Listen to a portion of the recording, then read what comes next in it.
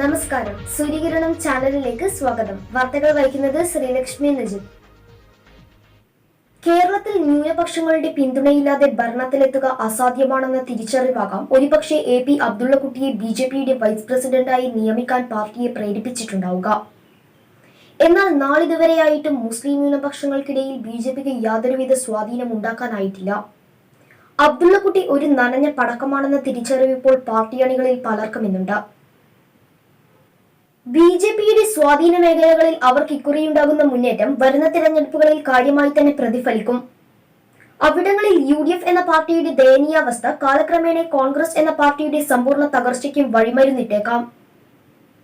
എന്നാൽ UDFിലെ ന്യൂനപക്ഷങ്ങൾ മത്സരിക്കുന്ന മണ്ഡലങ്ങളിൽ BJPക്ക് കാര്യമായ മുന്നേറ്റമുണ്ടാക്കാൻ സാധിച്ചെന്ന് വരില്ലെന്ന് മാത്രമല്ല, അവരുടെ വോട്ട് വീതത്തിലുണ്ടാകുന്ന വ്യത്യാസം LDFിന്റെ വിജയസാധ്യതയെ പ്രതികൂലമായി തന്നെ ബാധിക്കുകയും ചെയ്യും.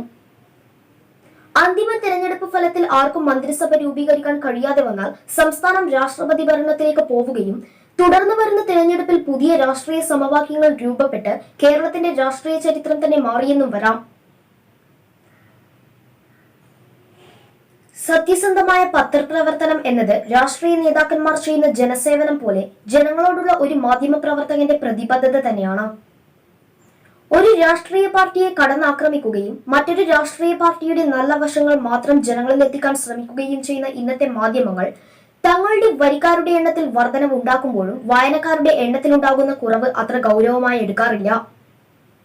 മലയാളം ഉൾപ്പെടെ നിരവധി ഭാഷകളിലുള്ള വാർത്താ ചാനലുകൾ ഒരു മാസം കാണുന്നതിന് വേണ്ടി ഒരു പത്രത്തിന്റെ ഒരു മാസത്തെ വരിസംഖ്യ കൂടി ആവുന്നില്ലെന്ന വസ്തുത മനസ്സിലാക്കി ജനങ്ങൾക്ക് മുന്നിൽ സത്യസന്ധമായ വാർത്തകൾ എത്തിച്ചു വേണം വായനക്കാരുടെ എണ്ണത്തിൽ വർധനവുണ്ടാക്കാൻ. ജനങ്ങളെ പുച്ഛത്തോടെ വീക്ഷിച്ചിരുന്നവരും ചിരിക്കാൻ അറിയാത്തവരുമായ പല രാഷ്ട്രീയ കോമരങ്ങളും ചിരിയുടെ ഉത്സവമായ തിരഞ്ഞെടുപ്പിന് കച്ചകെട്ടാനുള്ള തയ്യാറെടുപ്പിലാണ്. സ്ഥാനാർത്ഥി നിർണയം കഴിഞ്ഞ് ചിരിക്കാൻ പഠിക്കാം എന്ന് ശഠിക്കുന്നവരുമുണ്ട് ഇക്കൂട്ടത്തിൽ. ചിരിക്കാൻ അറിയില്ലെങ്കിലും ഭീഷണിയുടെ സ്വരത്തിലൂടെയോ നോട്ടത്തിലൂടെയോ ആരും ദയവ് ചെയ്ത് വോട്ട് ചോദിക്കരുത്. ചിരിക്കാൻ അറിയില്ലെന്ന നിങ്ങളുടെ പോരായ്മ മികച്ച പ്രവർത്തനങ്ങളിലൂടെ മാറ്റിയെടുക്കുമെന്നുള്ള വിശ്വാസത്തിൽ ചിരിക്കാൻ അറിയാത്തവരെയും വോട്ട് നൽകി ജയിപ്പിച്ചിട്ടുണ്ട് ഇവിടെ.